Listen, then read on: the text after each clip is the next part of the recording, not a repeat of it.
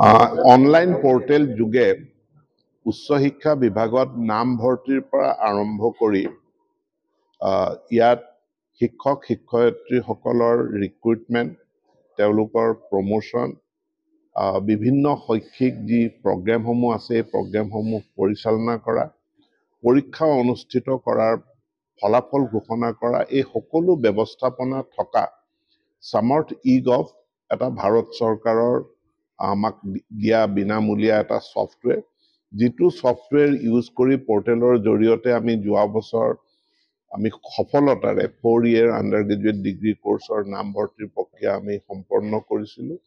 যোৱা বছৰ 2,07,000 ছাত্ৰ ছাত্ৰীয়ে এই পোৰ্টেলৰ জৰিয়তে নামভৰ্তি কৰিছে আৰু এই ডিজিটেল মাধ্যমত নামভৰ্তি হোৱাৰ কাৰণেই আমি ছাত্ৰ ছাত্ৰীসকলৰ তথ্য খৰতকীয়াভাৱে বিভাগে পাবলৈ সক্ষম হৈছে। সক্ষম হোৱাৰ কাৰণে ফি ৱেইভাৰ স্কিমৰ যি ধনৰাশি আমি মহাবিদ্যালয়সমূহক দিব লাগে, সেই ধনৰাশিও আমি নামভৰ্তি প্ৰক্ৰিয়াৰ এমাহৰ ভিতৰতে আমি দিবলৈ সক্ষম হৈছিলোঁ, যিটো কাম আগতে 6 মাহ 7 মাহ 8 মাহ ইমান বহুখিনি সময় লাগে সেই ধনসমূহ মুকলি কৰি দিয়াৰ ক্ষেত্ৰত।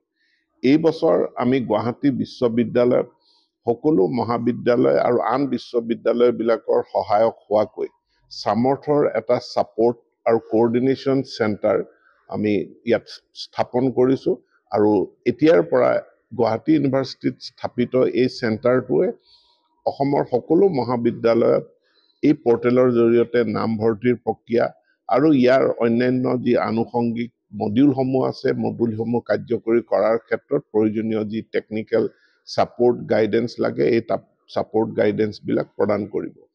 ইতিমধ্যে এই পোৰ্টেলত নামভৰ্তিৰ কাৰণে পঞ্জীয়ন প্ৰক্ৰিয়া আৰম্ভ হৈছে, য'ত 600খন উচ্চ শিক্ষাৰ প্ৰতিষ্ঠান চৰকাৰী আৰু বেচৰকাৰী তেওঁলোকে ইতিমধ্যে পঞ্জীয়ন কৰিছে। আমাৰ 14খন বিশ্ববিদ্যালয় ইয়াত পঞ্জীয়নভুক্ত হৈ আছে আৰু এতিয়া ইতিমধ্যে প্ৰায় 1,10,000 ছাত্ৰ ছাত্ৰীয়ে পঞ্জীয়ন কৰিছে। গতিকে মই ভাবোঁ যে খুব স্মুথলি উচ্চ শিক্ষাত ছাত্ৰ ছাত্ৰীসকলৰ নামভৰ্তি সামৰ্থ পোৰ্টেলৰ জৰিয়তে হ'ব। আজি তাৰ কাৰণে এখন গাইডলাইন মুকলি কৰিলোঁ আনুষ্ঠানিকভাৱে আৰু এই মই ছাত্ৰ ছাত্ৰী, অভিভাৱক, অভিভাৱিকা, মহাবিদ্যালয়ৰ শিক্ষক শিক্ষয়িত্ৰী, অধ্যক্ষ তেওঁলোকক অনুৰোধ জনাম, তেওঁলোকে যাতে গাইডলাইনখন খুব চিৰিয়াছলি তেওঁলোকে খৰচি মাৰি অধ্যয়ন কৰি লয় আৰু ছাত্ৰ ছাত্ৰীসকলৰ নামভৰ্তিৰ প্ৰক্ৰিয়াটো আগুৱাই লৈ যায়। সামৰ্থৰ জৰিয়তে আমি এক্সটেনচিভ ডাটা পাম ষ্টুডেণ্টসকলৰ সম্পৰ্কে, যিখিনি মই গুৱাহাটী ইউনিভাৰ্চিটিক অনুৰোধ জনাইছোঁ তেওঁলোকে অধ্যয়ন কৰিব।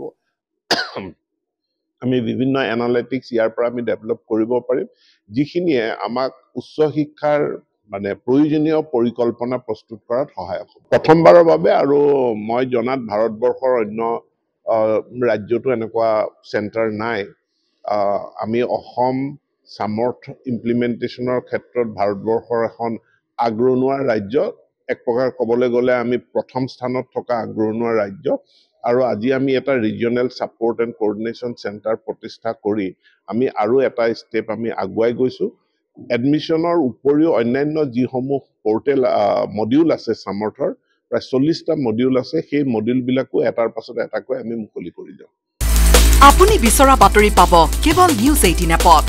নিউজ 18 এপ ডাউনলোড কৰিবলৈ স্কেন কৰক এই QR কোড। গুগল প্লে ষ্টৰতো পাব এই নিউজ 18 এপ।